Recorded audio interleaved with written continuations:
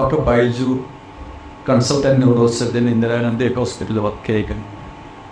ഞങ്ങളിവിടെ തലച്ചോറിൻ്റെ അകത്തുള്ള ട്യൂമർ, തലച്ചോറിൻ്റെ അകത്തുള്ള മറ്റ് അസുഖങ്ങൾക്കെല്ലാം ഓപ്പറേഷൻ ചെയ്യുന്ന ഒരു വിഭാഗമാണ്. അതോടൊപ്പം തന്നെ ഹെഡ് ഇഞ്ചുറി, സ്പൈൻ ട്രോമ, സ്പൈനിൽ നിന്നുണ്ടാകുന്ന ഡിസ്കിൻ്റെ അസുഖങ്ങൾ, ഇങ്ങനെയുള്ള പല അസുഖങ്ങളും ചികിത്സിക്കുന്ന ഒരു വിഭാഗമാണ് ഇന്ദിരാഗാന്ധി ന്യൂറോ സർജൻ. ഇത് ഞാൻ പറയുന്നത് എപ്പിലെപ്സി അഥവാ അപസ്മാരം എന്നുള്ള ഒരു കണ്ടീഷനെ കുറിച്ചാണ്.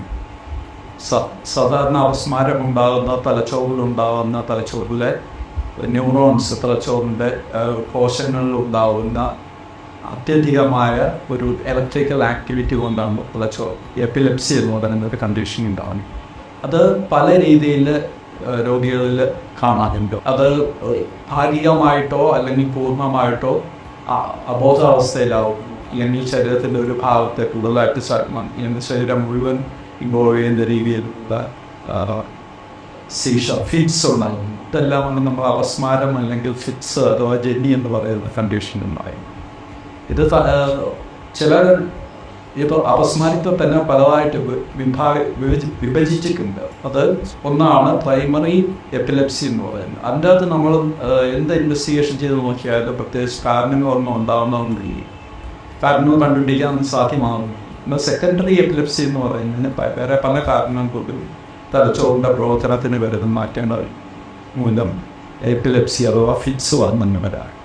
അതിൽ ചില കണ്ടീഷൻസ് ആണ് ഇലക്ട്രോലൈറ്റിലുണ്ടാകുന്ന ഡിസ്റ്റർബൻസ്, സോഡിയം, പൊട്ടാസ്യം അല്ലെങ്കിൽ കാൽഷ്യം, ഇങ്ങനെയുള്ള ചില ഘടകങ്ങളിലുണ്ടാകുന്ന മാറ്റങ്ങൾക്കുണ്ട്. അല്ലെങ്കിൽ ഷുഗറിൽ വരുത്തുന്ന വേരിയേഷൻ കൂടുകയോ കുറയുകയോ ഒക്കെ ചെയ്താൽ പിന്നാണ്. അല്ലെങ്കിൽ തലച്ചോറിൽ വരുന്ന ഇൻഫെക്ഷൻസ്, മെനിഞ്ചൈറ്റിസ്, എൻകഫലൈറ്റിസ്, അല്ലെങ്കിൽ തലച്ചോറിൽ ഉണ്ടാകുന്ന പഴുപ്പ്, ഇങ്ങനെയൊക്കെയുള്ള കാരണങ്ങൾ കൊണ്ടും വേറെ ചില ഇൻഫെക്ഷൻസ് കൊണ്ട് വരാവും, മലേറിയ പോലുള്ള.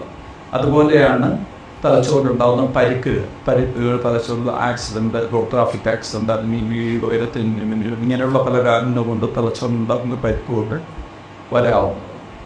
പ്രൈമറി എപ്പിലെപ്സി എന്ന് പറയുന്നത് നമുക്ക് പ്രത്യേകിച്ച് കാരണങ്ങൾ കണ്ടുപിടിച്ച് ചിലപ്പോൾ ജനറ്റിക് ആയിട്ടുള്ള എന്തെങ്കിലും കാരണങ്ങൾ ഉണ്ടാവുക, ഇല്ലെങ്കിൽ ഒരു ഫാമിലിയിലുള്ള മറ്റു പേഴ്സൺ ഉണ്ടാകുന്ന എപ്പിലെപ്സി എന്ന് പറയുന്ന അസുഖം ഒരുപക്ഷെ അടുത്ത തലമുറയിലോ സ്വന്തപ്പെട്ട ആളുകളിലോ ചിലപ്പോൾ കാണും. ഇതിനാണ് പ്രൈമറി എപ്പിലെപ്സി എന്ന് പറയുന്നത്. എപ്പിലെപ്സി എന്ന് പറയുന്നത് ചിലപ്പോൾ ശരീരത്തിൻ്റെ ഒരു ഭാഗത്തായിട്ടുള്ള വിറയലോ അല്ലെങ്കിൽ ഫിറ്റ്സ് പോലെ വരുന്നതാണ്. അതോടൊപ്പം തന്നെ രോഗിക്ക് ബോധാവസ്ഥയിലും ആയിട്ട് വരുന്നത്.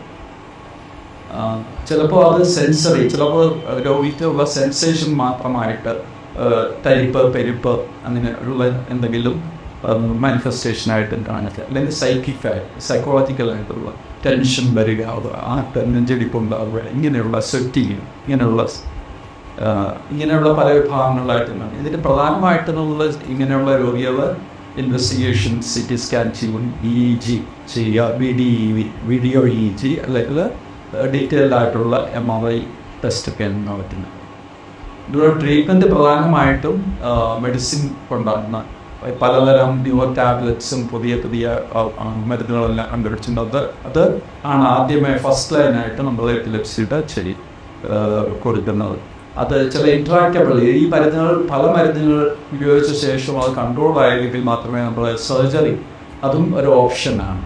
തലച്ചോറില്ലാത്ത എന്തെങ്കിലും ട്യൂമറോ അല്ലെങ്കിൽ പസ് കളക്ട് ചെയ്തതോ അങ്ങനെ എന്തെങ്കിലും തലച്ചോറിന് വന്ന പരിക്ക് മൂലം സ്കാറിക്കുകയാണ്, ഇങ്ങനെയുള്ള കണ്ടീഷൻസ് നമ്മൾ സർജറി ചെയ്ത് മാറ്റാവുന്നതാണ്.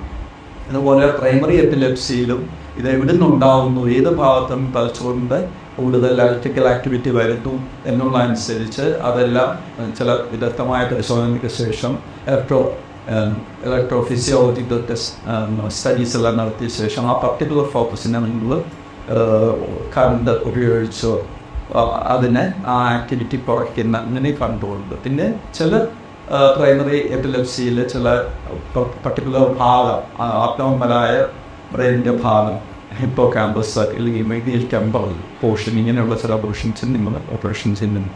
ഇതാണ് ഓപ്പറേഷൻ.